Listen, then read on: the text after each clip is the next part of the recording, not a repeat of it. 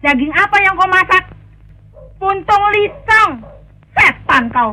Setan. Setan. Ready?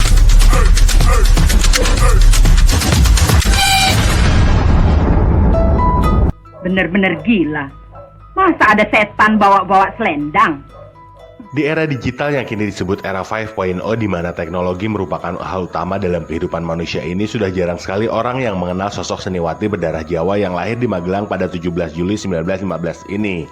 Ia termasuk jajaran artis kenamaan Indonesia yang telah berkiprah dalam dunia hiburan tanah air selama 3 zaman, dan hingga kini wajahnya masih sering menghiasi layar kaca Indonesia dikarenakan film-filmnya masih sering juga ditayang ulangkan di stasiun televisi Indonesia.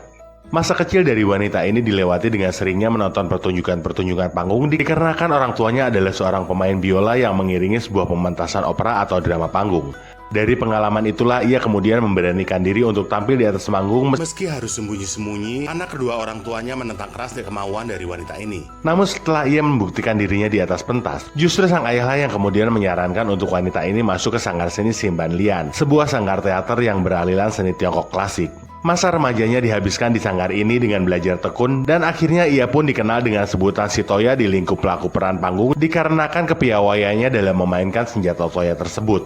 Dari sinilah karir besarnya di dunia layar lebar Indonesia dimulai. Keahliannya dalam bermain Toya lah yang mengantarkan ia memiliki peran dalam film pertamanya yang berjudul Patian Hot, atau dalam bahasa Indonesia berarti 8 Pendekar, yang rilis di tahun 1933. Setelah film pertamanya itu, namanya mulai santer didengar para pelaku film, khususnya sutradara-sutradara Indonesia di kala itu. Namun sepertinya kecintaannya pada dunia teater lebih besar dibandingkan kecintaannya pada seni peran layar lebar. Maka ia pun menolak semua tawaran main film tersebut dikarenakan asiknya wanita ini dalam berteater. Pun karena saat itu, di usianya yang ke-17 tahun, ia mengaku merasa belum siap untuk terjun ke dalam gemerlapnya kehidupan artis di saat itu.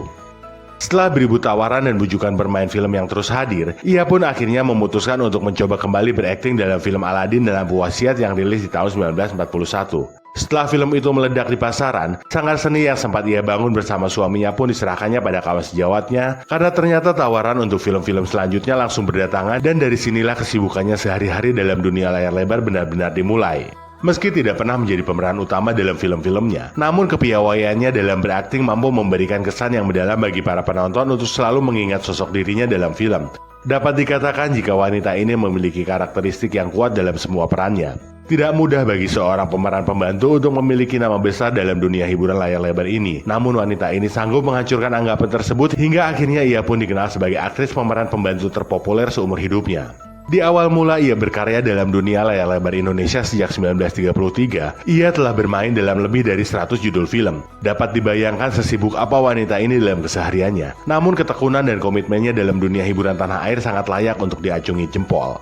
Berbagai karakter peran telah ia mainkan dalam film laga, drama komedi, roman, bahkan film horor pun tak dilewatkannya dalam mencurahkan kepiawaiannya dalam berakting. Luar biasa.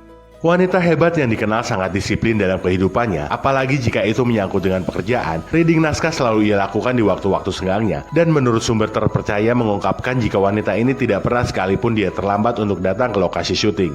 Hal yang paling menakjubkan dari wanita ini adalah improvisasinya dalam beradegan yang kadang membuat para sutradara menggeleng-gelengkan kepalanya dikarenakan terkagum-kagum. Yang paling melekat pada penikmat film Indonesia hingga saat ini adalah peran-perannya dalam film-film Benyamin S. Gayanya yang terkadang membuat emosi para penonton berhasil menjadikan aktris ini disebut aktris spesial peran judes dan cerewet, meski tak semua karakter yang ia mainkan berkarakter galak. Bisa dibilang aktris ini adalah aktris paling natural di Indonesia dalam memerankan sebuah tokoh karakter. Tentu saja keahlian itu bukan hal biasa bagi para pelaku film yang kemudian tak segan-segan memberikannya tempat dalam film-film mereka. Tak hanya di layar lebar, selama kesibukannya melakukan pengambilan gambar untuk film-filmnya, seniwati otodidak ini kerap tampil di atas panggung dalam seni teater hingga akhir hayatnya. Meski tak sempat mempelajari seni melalui pendidikan formal, keahlian wanita hebat ini mampu memainkan peran apa saja secara maksimal di atas pentas. Mulai dari peran galak, cerewet, kocak, bahkan mampu menghipnotis penonton hingga menangis dalam adegan-adegan haru yang ia suguhkan. Pun begitu di dunia pertelevisian Indonesia, ia kerap menjadi bintang tamu di acara-acara lawak dan berkolaborasi dengan pelawak-pelawak kenamaan Indonesia di saat itu. Aminah Cendrakasih, pemeran maknya dalam serial televisi yang bertajuk Sidul Anak Sekolahan ini adalah buah hati dari wanita ini hasil pernikahannya dengan suaminya yang bernama Hussein Rakib. Mereka menikah di tahun 1936 saat usia wanita ini masih 20 tahun. Hingga akhir hayatnya, wanita hebat ini masih terus berkarya dalam dunia layar lebar. Film terakhirnya berjudul Kejarlah Daku Kau Kujitak rilis di tahun 1987. Kabar duka menggema di seantero Indonesia kala media mengabarkan kematian beliau pada 14 September 1987. Ia meninggal di RS Cikini, Jakarta dikarenakan mengalami sesak napas yang tiba-tiba. Namun dokter menyatakan jika wanita ini terkena serangan jantung.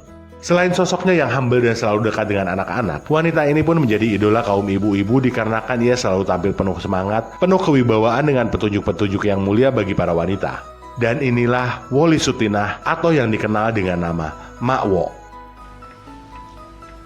Marsa, Hah? Ada apa lagi nih? itu anak buah Don Lego bangsat.